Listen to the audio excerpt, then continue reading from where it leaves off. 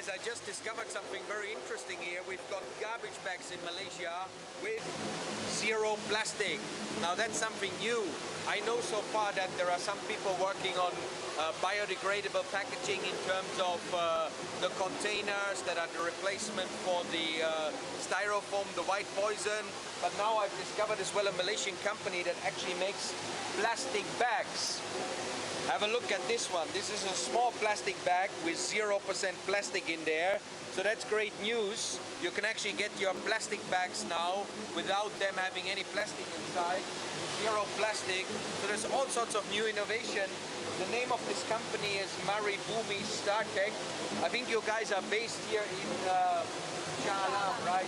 You even have doggy bags there. So what I find interesting is that your main customers are currently people from overseas, right?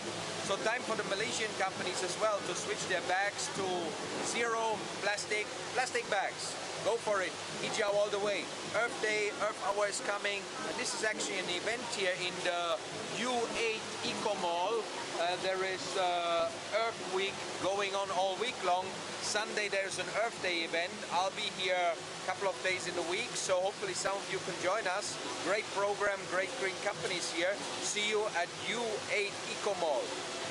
Welcome back to Global Village. I'm Buddy Conan. Tonight's topic is Green Talks with the Green Man himself, Matthias Gelber. Matthias, welcome back to our second segment. Now, you know, nice video we showed just before we came on, and it really is an example about how there's so many, you know, solutions, little solutions to helping move the world forward, getting us away from non-renewable, getting us more in the groove of helping the environment and Mother Nature. Now, interesting video, you're in Malaysia, and you actually were talking about a plastic bag with zero plastic. Now, it doesn't seem possible. Tell us a bit about that product. Yes, I was amazed when I saw it. And, you know, they had these doggy bags and the normal plastic bags, but those are biodegradable because they are made from plant-based material. Really? So it's a renewable source.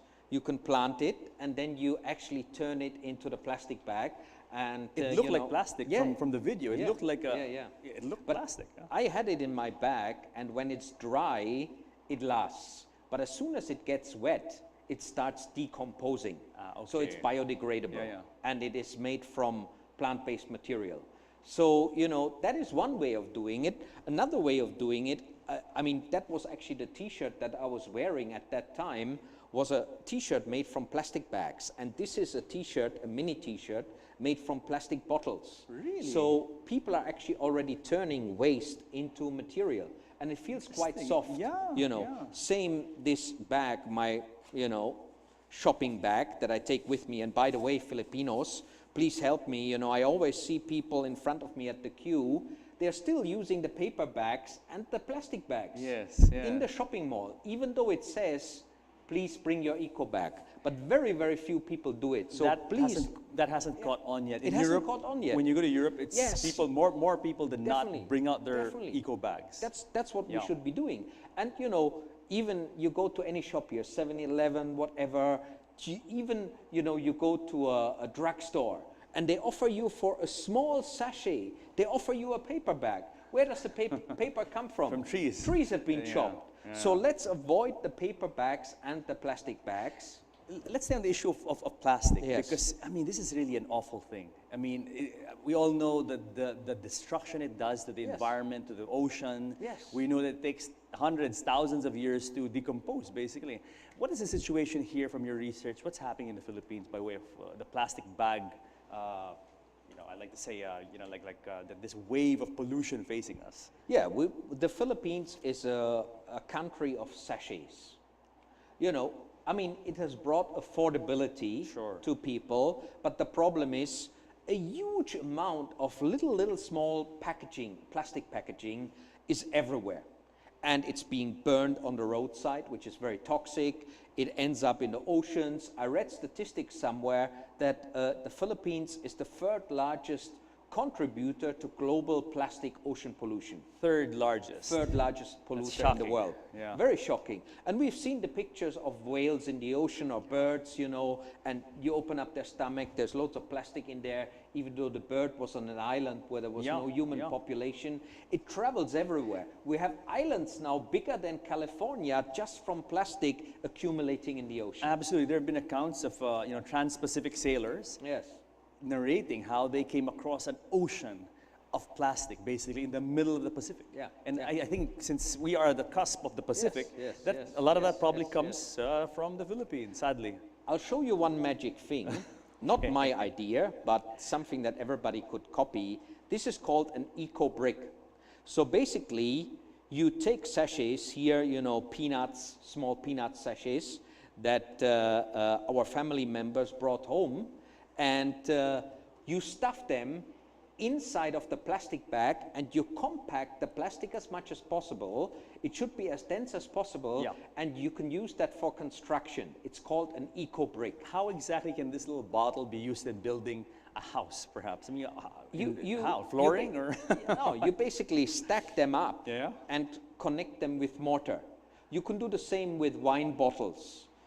My friend, a priest in Cebu, Tagoy, he has already built small chapels from wine bottles. So you just use the mortar and connect them, but you don't need a cement or clay brick anymore. You can use this as the brick. Very good. I mean, you should have same-sized bottles and stack them in a way that you minimize the use of mortar, but this is a modern way of actually, you know, and this is a good way of educating kids. Kids love it. Kids get involved. You can make competitions. Who has the biggest number of bricks with the highest weight. Have they actually made, has this been put into practice or action? Have they actually made a house or structures from this plastic, which is basically a PET bottle filled with plastic? Yes, yes. It started in Indonesia, and there are some structures there. It's only recently come to the Philippines, but I've seen a couple of training courses, and people have started using it for simple walls. I haven't seen a full-blown house from it, but I think it will come soon. Yes, and when people see that it actually works, the proof is in the pudding, proof of concept, then you can expect the next level will be people actually making structures from this. Now, Matias, I understand that in your own little neck of neighborhood in the Philippines, which is San Pablo City, beautiful place, a lot of nice lakes. You've actually done a lot of work to try to demonstrate how green living can be a reality, how people can actually do it. Yes, yes.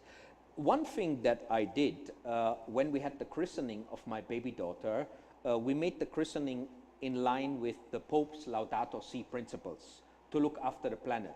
We used zero waste catering. All of our plates, glasses, cutlery came from a caterer that guaranteed us there was not going to be any waste. We used bamboo straws for the buko juice instead of plastic straws. You know, plastic straws is one of the biggest amount of plastic waste. We don't need. Drink it without the straw or use your bamboo straw. Here's my bamboo straw. Here is my metal straw. This is usually what I carry with me to actually avoid the need for any straws. So this is what I'm practicing. The other day we went eating in a Japanese restaurant.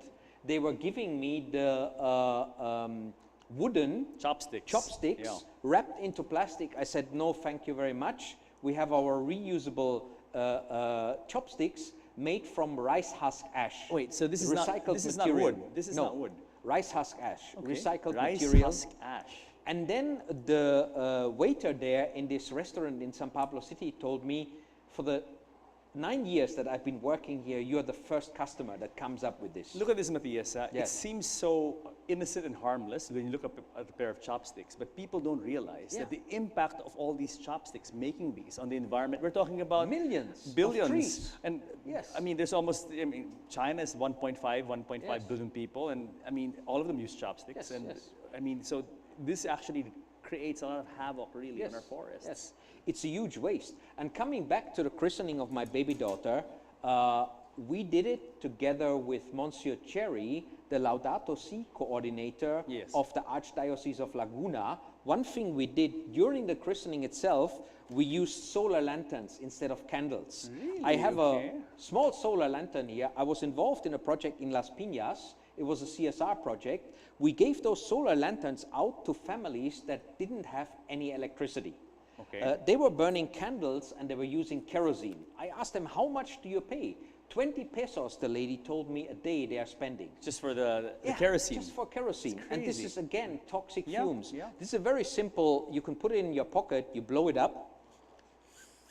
And it's a solar lamp and, reusable, Yes, solar very lamp. eco-friendly. Here's a solar panel. There's the button. Underneath is a battery. You charge it during the day. It gives light in the night. Nice. And this is the huh? big light. Yeah. And then you can even do the It's like flashlight, the yes. solar party, Yes, yes. dance all night long. No, this is the emergency one. So this is what you used in lieu of candles Yes. and things for your daughter's christening. During the Baptism. christening. Very nice. And we planted 30 trees after the christening celebration, which we did on Mount Banahao. We wanted a natural setting. Most parties here in the Philippines, there's a big artificial backdrop. Yes. A lot of plastic is being used. You know, you can smell the solvent from the glue and the chemicals. So I did a talk the other day as well in a local school. I saw they were using glue made from solvent. I could smell it. And the whiteboard marker Yes. was as well very toxic. So I went to a local shop. And you have a very interesting little Yes. bag right there. This is basically a Tetra Pak, basically a drinks Which carton. you would have juice, like to Yes. contain juice, or in this case, it's some sort of soy drink. Cut it open, clean it, Yeah. Put a and zipper. put a zipper on it, and, and there you have a beautiful pencil case. This is my washing powder made from old soap material. And this one I bought just a couple of days ago, National Bookstore, and it is virtually without any odor, without any smell. See, Matias, a lot of people want to go green, but the big problem is finding all these products. People think that they're not available in the market, that these things have to be bought in the United States and Europe, but locally they don't think it's available. But you actually have shown us that Yes. it is not that's not the case. They are available, but you have to look for them, you have to ask for them. There are about 10 different brands, whiteboard markers. I found 2 brands. One was a German, more expensive, Stadler, and this one that actually explicitly said free of xylane and toluene. These are the chemicals that normally used. They are toxic chemicals, solvent-based chemicals. You can smell them. They are not healthy for little kids to work For with in sure, schools. for sure. This is available, and this one only costs 29 pesos, Wow, it's 75. very Not that cheap, expensive. very cheap. These products exist. I even bought glue there in the National Bookstore that was solvent-free and in a recycled container. Wow. So the stuff is available in the Philippines. Maybe you need to search for it. There is the Eco Store in a couple of locations in Manila, and I Yes. think in Cebu. There's Human Nature with a lot of eco-friendly products. Yes, some of those are pricier, but the more people are going to buy the eco-friendly products, You'll bring the more price the prices down. will come of down. course. That's what It's we've seen supply in and Germany. demand. Yes, Absolutely. exactly. I think it goes back again to the word mindset. Yes. Changing the way people think, because once you change the way people think, then they're going to look for these products. It'll be part of their lifestyle. Yes, Looking yes. for eco products, and as you've shown us, it is possible, it is available, Yes. and it's just a matter of going that extra effort to becoming Definitely. aware and looking for them, and just pretty much caring for the environment and making it part of your lifestyle. Matthias, we have to pause for a break. When we come back, we're going to talk about your book, which is The Green Man's Guide to Green Living and Working, written by none other than the Green Man himself, Matthias Gelber, and we're going to talk about how all of us can make this a part of our lifestyle and make living green, a way of life, basically. Sure, buddy. So guys, more of Global Village and Green Talks with Matthias Gelber when we return.